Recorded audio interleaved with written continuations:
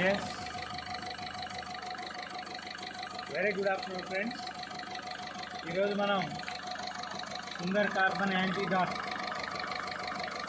ఇంజెక్షన్ని Ford Figo వెహికల్కి మనం చేస్తున్నాం. It is 1.4 litre engine. రెగ్యులర్గా మనం ఇంజన్స్ని అనేక రకాల కంప్లైంట్స్లో డిఫరెంట్ సెగ్మెంట్స్లో మనం చూస్తూ ఉంటాం. అట్ ది సేమ్ టైం ఇప్పుడు ప్రస్తుతం మనకి ఈ ఇంజన్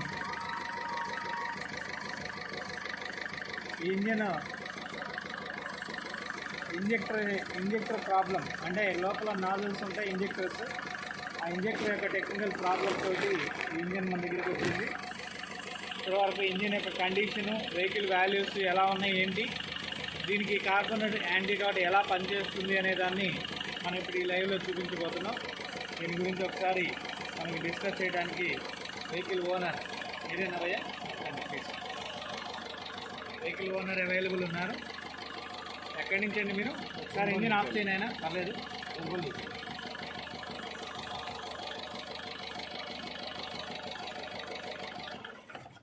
ఎస్. సో బ్రదర్, మీ పేరేంటి? పూర్ణ. ఎక్కడి నుంచి వచ్చారు? ఒంగోలు నుంచి. రైట్. ఈ టెక్నాలజీ గురించి ఎలా తెలుసుకున్నారు? యూట్యూబ్లో చూసి వచ్చానండి. యూట్యూబ్లో చూశారు. Very good. సో ఇప్పుడు మీరు ఈ వెహికల్కి ఏం ప్రాబ్లమ్ని ఐడెంటిఫై చేశారు? Fourth nozzle complaint. రైట్. ఏం చెప్పారు షోరూంలో, అంటే టెక్నీషియన్స్ ఏం చెప్పారు? చేంజ్ చేయాలి, it is mandatory. Nozzle electrical supply problem అన్నారా, లేకపోతే అది కింద స్ప్రే బ్లాక్ అయిందని చెప్పి? ఏం చెప్పలేదు. అది టెక్నికల్గా ఎర్రర్ కోడ్ వచ్చింది. Only nozzle, fourth nozzle complaint అని. ఒక ఫోర్త్ నాజలే కంప్లైంట్ అని చెప్పారు, అంటే ఎర్రర్ కోడ్ అని చూసి చెప్పారు? లేదు, చెక్ చేసి ట్యాబ్ పెట్టి చూసి. అదే ట్యాబ్ ఎర్రర్ కోడ్ అంటారు దాన్ని. దాంట్లో ఎర్రర్ కోడ్ వస్తుంది. ఆ ఎర్రర్ కోడ్ని బట్టి వాళ్ళు సాల్వ్ చేస్తారు, అంతే కదా? సో దానికి రెండు రకాల ప్రాబ్లమ్స్ ఉంటాయి. ఒక నాజల్కి పైన కరెంట్ వస్తుంది ఈసీఎం నుంచి, కింద నుంచి స్ప్రే జరుగుతుంది. పైన కరెంట్ రాకపోయినా నాజల్ ఆగిపోతుంది, ఓకే? లేదా పవర్ వచ్చిన తర్వాత లోపల మ్యాగ్నిఫై జరిగి కింద స్ప్రే అయ్యేదానికి బ్లాక్స్ అవుతుంది, కింద హోల్ బ్లాక్ అయిపోతుంది. ఈ రెండింటిలో ఏ ప్రాబ్లం ఉన్నా కానీ దాన్ని మనం నాజల్ ప్రాబ్లం అని చూడొచ్చు, ఓకే? ఇప్పుడు నేను ఎక్స్పెక్ట్ చేయడం ఏంటంటే, ఇది ఎలక్ట్రికల్ ప్రాబ్లం కనుక అయితే దీన్ని మనం సాల్వ్ చేయలేం. నాజల్ టు నాజల్ రీప్లేస్ చేసుకోవాల్సిందే. ఒకవేళ అది కింద ఇంజెక్టర్ పాయింట్ ఆఫ్ వ్యూలో ఏదైనా కార్బన్ బ్లాక్స్ ఉండి అది ఆగిపోతే, ఇప్పుడు ఇది మనకి వితిన్ 10 మినిట్స్లోనే ఇంజిన్ వాల్యూస్లో కొంతవరకు మనం మెరుగైన ఫలితాలని చూడొచ్చు. రెండోది, ఇది ఆల్మోస్ట్ ఆల్ పొల్యూషన్ కూడా బాగా ఎక్కువగానే వస్తుంది వెహికల్లో, మనకి ఇక్కడ కనిపిస్తూనే ఉంది, ఓకే? బిఫోర్ వెహికల్ కండిషన్ ఏంటి, ఎంత మైలేజ్ వస్తుంది? 16-17 వస్తుంది. ఇప్పుడు ఎంత చెకింగ్ చేయాలి సుమారు? ఇప్పుడు ఎంత వస్తుంది? 17 వచ్చింది. ఈ మైలేజ్ అంతే వస్తుంది. మైలేజ్ వస్తుంది, ఓన్లీ పికప్ మాత్రమే తగ్గింది. ఫోర్త్ నాజల్ ప్రాబ్లం ఉంది, పికప్ తగ్గింది. ఎస్, అంతే కదా? Right, thank you. సో ఇప్పుడు మనం డియర్ ఫ్రెండ్స్, ఈ వెహికల్కి సుందర్ కార్బన్ యాంటీడాట్ ఇక్కడ మనకి వెహికల్లో చాలా క్లియర్గా చూడొచ్చు. 1500 cc. ఈ యొక్క సీసీని బట్టే టెక్నికల్ డిజైనింగ్ అనేది డైరెక్ట్గా జరుగుతుంది. ఈ ఇంజెక్షన్ మనం ఇప్పుడు వెహికల్కి డైరెక్ట్గా చేయబోతున్నాం. సో ఎలాంటి ఫలితాలని మనం చూడబోతున్నాం అనేది, so please observe the video. Total video తర్వాత మీకు పూర్తిగా వివరాలు తెలుస్తాయి. సో ఇంజిన్ స్టార్ట్ చేయనైనా. సార్ వచ్చాను సార్. అది గుల్లాపల్లి సార్. గుల్లాపల్లి సార్. ఇది నేను నెట్లో చూసుకొని మళ్ళీ నెట్లో నుంచి ఫోన్ నెంబర్ తీసుకొని చేశాను. ఎస్ ఫ్రెండ్స్, ఇప్పుడు మనం ఇంజిన్ స్టార్ట్ చేసాం. ఒకసారి ఎన్ని కిలోమీటర్లు తిరిగిందో కూడా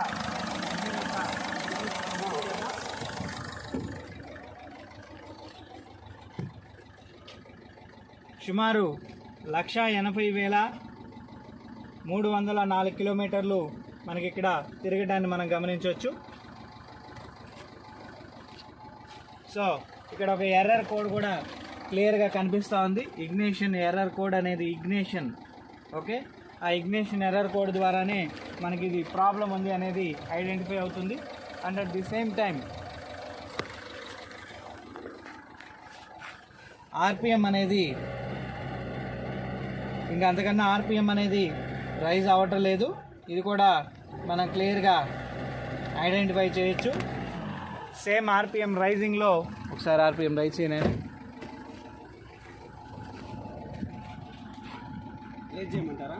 రైజ్ చేయను. సేమ్ ఆర్పిఎం రైజ్లో వెహికల్ యొక్క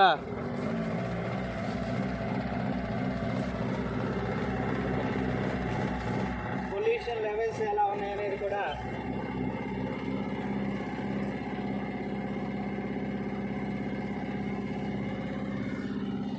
మనం ఇక్కడ గమనించవచ్చు. వాస్తవానికి వాస్తవానికి మనకి ఆర్పిఎం రైజ్ అవ్వకపోవడం వల్ల వెహికల్లో ఉండే కార్బన్ అంతా కూడా ఇక్కడే మనకి ఇంజిన్ మీదే మనకి చాలా క్లియర్గా కనిపిస్తుంది. అందువల్లే ఎగ్జాస్ట్ గ్యాసెస్లో ఎక్కడ మనకి పొల్యూషన్ రాలేదు. కారణం ఏంటి అంటే బిఫోర్ ఇంజిన్ ఓపెన్ చేశారు, కరెక్ట్గా ఇంజిన్ హెడ్ సిట్టింగ్ చేయకపోవడం వల్లే ఈ సమస్య మనకి ఉత్పన్నమవుతుంది. ఇప్పుడు మనం దీని యొక్క ఎయిర్ ఇన్లెట్లో ఇంజెక్ట్ చేస్తున్నాం.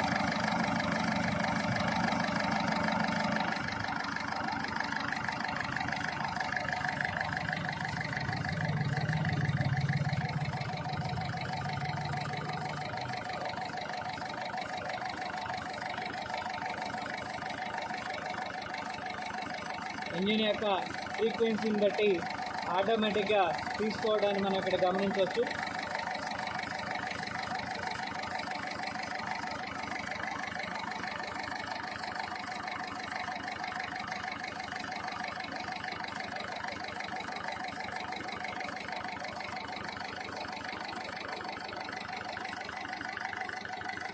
సో డియర్ ఫ్రెండ్స్, అసలు ఈ కార్బన్ యాంటీడాట్ ఎందుకు చేయాలి, వెహికల్లో ఏమేమి టెక్నికల్ ప్రాబ్లమ్స్ వస్తాయి అనేదాన్ని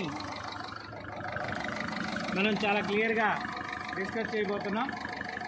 వాహనంలో డీజిల్ అనేది ఫైర్ అయినప్పుడు ఇంజన్లో కార్బన్ పార్టికల్స్ ఆటోమేటిక్గా ప్రొడ్యూస్ అవుతాయి. ప్రొడ్యూస్ అయిన కార్బన్ పార్టికల్ ఏదైతే ఉందో అది ఇంజన్లో భాగాలన్నిటిని కూడా ఆవహించి ఇంజన్లో ఉండే భాగాల్ని కంప్లీటెడ్గా కంబషన్ టైంలో ఇంజన్ అరుగుదలకి గురి చేస్తుంది. ఎప్పుడైతే అది అరుగుతుందో ఆటోమేటిక్గా ఇంజన్లో ఉండే వాల్యూస్ అన్నీ కూడా తగ్గిపోతాయి. దాన్ని మనం వెహికల్లో టెక్నికల్ భాషలో మనం ఏం చెప్తున్నామంటే వెహికల్ అనేది మెయింటెనెన్స్కి వస్తుంది అని చెప్తాం. మెయింటెనెన్స్ అంటే కంపెనీ వాళ్ళు ఇచ్చిన పీరియాడికల్ సర్వీస్ అనేది ఒక మెయింటెనెన్స్ అయితే, రెగ్యులర్గా మనం చేయించుకునేది ఇంకొక మెయింటెనెన్స్. అది ఏంటి అంటే ఏదైతే టెక్నికల్ ప్రాబ్లం ఉందో ఆ టెక్నికల్ ప్రాబ్లమ్ని మనం మెకానికల్గా సాల్వ్ చేయించుకోవటం. ఇక్కడ వీటన్నిటికీ సమస్య ఏంటంటే ఓన్లీ ఒకటే సమస్య, ఇంజన్లో ప్రొడ్యూస్ అయ్యే ఈ కార్బన్ పార్టికల్. ఈ కార్బన్ పార్టికల్ ఇంజన్లో ప్రొడ్యూస్ అవడమే కాకుండా ఇంజన్లో ఉండే భాగాలను కూడా అరిగిస్తుంది. అరిగించడం వల్ల ఇంజన్ రిపేర్కి వస్తుంది. దాన్నే మనం ఆటోమేటిక్గా లైఫ్ స్పాన్ తగ్గిపోయింది అంటాం. ఇంజన్ లైఫ్ స్పాన్ ఎందుకు తగ్గుతుందండి? అసలు మెటల్కి ఎక్స్పైరీ డేట్ ఉందా? లేదు. కానీ మనం వాడే కొద్దీ ఆటోమేటిక్గా అది కార్బన్ పార్టికల్స్తో కలిసి ఇంజిన్ యొక్క లైఫ్ స్పాన్ అనేది రోజు రోజుకి తగ్గడం మనం గమనిస్తాం. దాన్ని మనం ఎలా కవర్ చేసుకోవాలి, ఆ నష్టాన్ని మనం పొందకుండా ఉండడానికి ఏం చేయాలి అనే దానికి ఇప్పటికీ కూడా ఎక్కడా కూడా ప్రపంచవ్యాప్తంగా కూడా సరైన సొల్యూషన్ అనేది వరల్డ్ వైడ్గా ఎక్కడా లేదు. దాన్ని మాత్రమే ఇప్పుడు మనం మీ అందరికీ ప్రజెంట్ చేస్తున్నాం. It is called Sundar carbon antidote. ఈ ఒక టెక్నాలజీ సొల్యూషన్ మాత్రమే వరల్డ్ వైడ్గా మనకు ఒక అద్భుతమైన సొల్యూషన్ ఇస్తుంది. దీనివల్లే ఇంజన్లో ఉండే కార్బన్ని హరించి వేస్తుంది, ఇంజన్ పికప్ పెరుగుతుంది, ఇంజన్ మైలేజ్ పెరుగుతుంది, ఇంజన్ ఆయిల్ లైఫ్ టైం పెరుగుతుంది. దాంతోపాటు ఇంజన్లో ఉండే ఏదైతే డిస్టర్బెన్సెస్ ఉన్నాయో అవన్నీ క్లియర్ అయిపోయి ఒక న్యూ ఇంజన్గా తయారవుతుంది. ఇప్పటికీ కూడా పాత ఇంజన్ కొత్త ఇంజన్ చేయాలి అంటే అన్ని పార్ట్లు మనం మార్చేసినా కానీ ఇట్ ఈజ్ నాట్ సెన్సిబుల్, అంటే అంత 100% యాక్యురేటెడ్గా అది పని చేయదు. కానీ ఇక్కడ 100% యాక్యురేట్గా పని చేయాలి అంటే ఇంజన్లో ఉండే పార్ట్లకు ఉండే కార్బన్ని తీసేస్తే maximum it is converted into new engine. So based on the situation మనం ఇక్కడ ఇంజెక్షన్ మనం స్లోగా ఇంజెక్ట్ చేస్తున్నాం. ఆటోమేటిక్గా పర్సంటేజ్ ఆఫ్ ఇంజెక్షన్ అనేది స్లోగా వెళ్ళటం అంటే ఇంజన్లోకి వెళ్ళటం అనేది మనం ఇక్కడ గమనిస్తున్నాం. ఇది మామూలుగా ఇచ్చే టైం కన్నా ఆల్రెడీ ప్రాబ్లం ఉంది కాబట్టి కొంచెం స్లోగా ఎక్కువ టైం అనే దాన్ని మనం చేస్తున్నాం. మామూలుగా అయితే 10 to 15 మినిట్స్లో ఇంజెక్షన్ కంప్లీట్ చేయాలి. ఇక్కడ మనం దీన్ని డ్రాప్ బై డ్రాప్ ఇంజెక్షన్ ఇంజన్లోకి చేస్తూ చాలా స్లోగా చేస్తే ఎక్కువ రిజల్ట్స్ మనం ఇక్కడ గమనించడానికి అవకాశం ఉంది. సో డియర్ ఫ్రెండ్స్, లైవ్లో ఉన్న వాళ్ళందరూ కూడా please share this video to number of people. ప్రతి ఒక్క వ్యక్తి, ఈ వీడియోని చూస్తున్న ప్రతి ఒక్క వ్యక్తి కూడా వీడియోని నెంబర్ ఆఫ్ పీపుల్కి తెలియజేయండి. మీ పాత వాహనాన్ని కేవలం 10 నిమిషాల కాలంలో ఒక కొత్త వాహనంగా మార్చుకునే ప్రయత్నం మీ వంతు కృషిగా మీకు మీరే చేసుకోవచ్చు. ఎటువంటి మెకానికల్ టెక్నికాలిటీ కానీ, ఎటువంటి మెకానికల్ గైడ్లైన్స్ కానీ ఇక్కడ అవసరం లేని విధానాన్ని మీరు గమనించవచ్చు.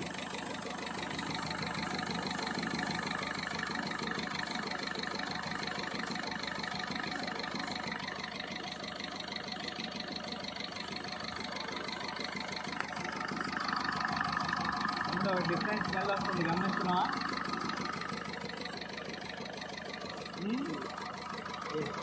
అదే ఆక్సిడేషన్ అంటారు దాన్ని. ఇది ఇంజిన్లోకి వెళ్ళిన తర్వాత ఇక్కడ ఇంజిన్ దగ్గర లీక్స్ ఎక్కువ ఉన్నాయి కాబట్టి సైలెన్సర్లో వచ్చే స్మెల్ మనకి ఇక్కడే వచ్చేస్తుంది.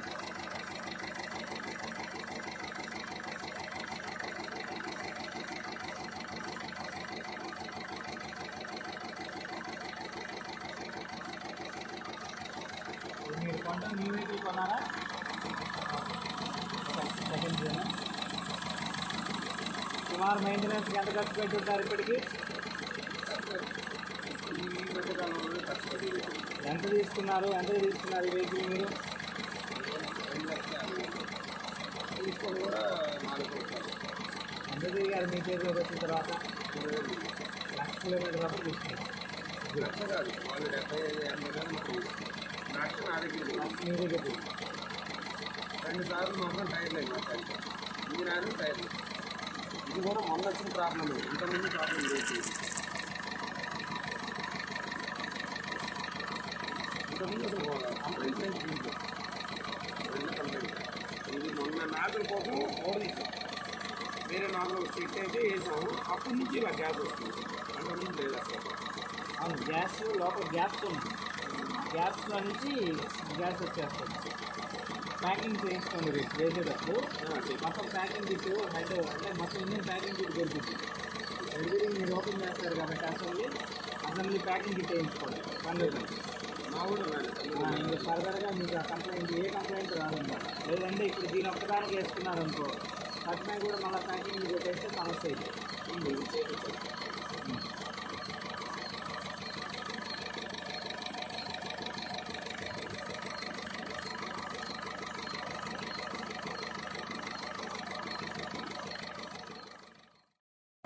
మనం మొత్తం ఇంజెక్షన్ని కంప్లీట్ చేసుకున్నాం.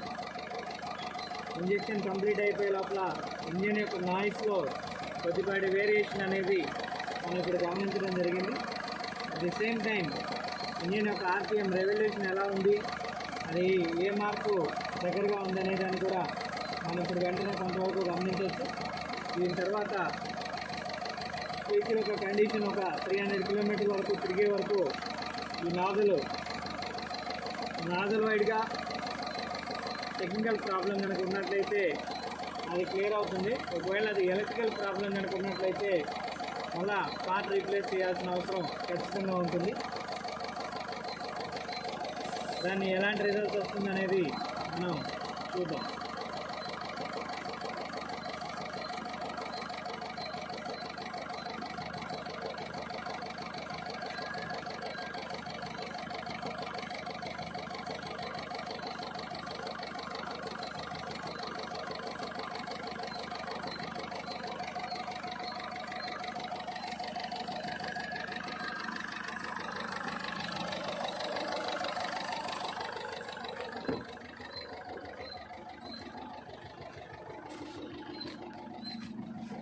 ఒకసారి మనం ఆర్పిఎం ఇచ్చే ప్రయత్నం చేద్దాం. లాస్ట్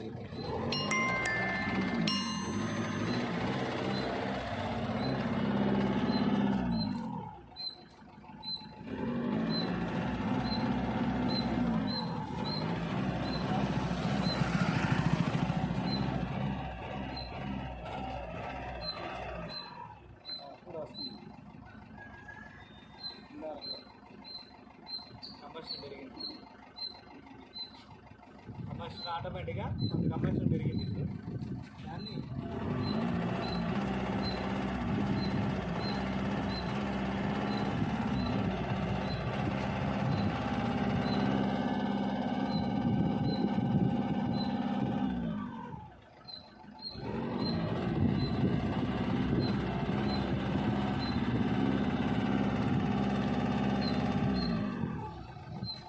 రేపు దీంతో పాటు ఈజీఆర్ వాల్ కూడా ఒకసారి క్లీన్ చేస్తాం. ఈజీఆర్ వాల్ కూడా కంప్లైంట్ ఉంది, దాని పక్కనే ఉంటుంది. ఇదే ఈజీఆర్ వాల్ ఎంట్రన్స్లో చూసావా, పైప్కి వెళ్ళే ముందుగా ఉంటుంది EGR. Exhaust gas releasing wall అంటారు ఓకేనా. చెప్పు ఆ మెకానిక్కి ఈజీఆర్ కూడా ఒకటి క్లీన్ చేయమని చెప్పు. ఎందుకు ఏమైందంటే ఈ పొల్యూషన్ అంతా కూడా ఇంజిన్లో బ్లాక్ అయిపోయి మళ్ళీ మనకి ప్యూర్ కండిషన్స్ని దూరం చేస్తుంది.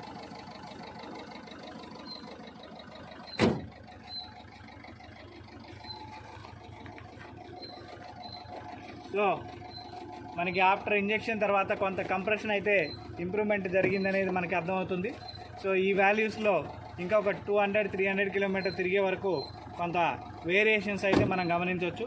ఒకసారి తను ఏం గమనించాడు అనే దాన్ని కూడా మనం వారి మాటల్లోనే, కస్టమర్ మాటల్లోనే, ఓనర్ మాటల్లోనే విందాం. ఇప్పుడు ప్రజెంట్ అయితే నాకు పెద్దగా తేడా ఏం కాని రావట్లేదు సార్. ఎస్, నాకేం కాని రావట్లేదు. వచ్చినప్పుడు ఎలా ఉంది, ఇప్పుడు అంతే అనిపించింది. సేమ్ ఆర్పిఎం లెవెల్లో అలానే ఉంది, కానీ ఇంజిన్ కంప్రెషన్ పెరిగింది, ఎగ్జాస్ట్ గ్యాస్ ఎక్కువ వస్తూ ఉంది. సో ఆ కంప్రెషన్ వల్లే ఆటోమేటిక్గా ఇంజెక్టర్ నాజల్స్ ఆటోమేటిక్గా మీరు వాడే కొద్దీ కొన్ని అంటే ఒక 300 కిలోమీటర్ తిరిగే కొద్దీ కొంతవరకు ఓపెన్ అయ్యే అవకాశం ఉంది. మేజర్లీ ఎలక్ట్రికల్ ప్రాబ్లం అయితే మాత్రం అది కూడా అవ్వదు.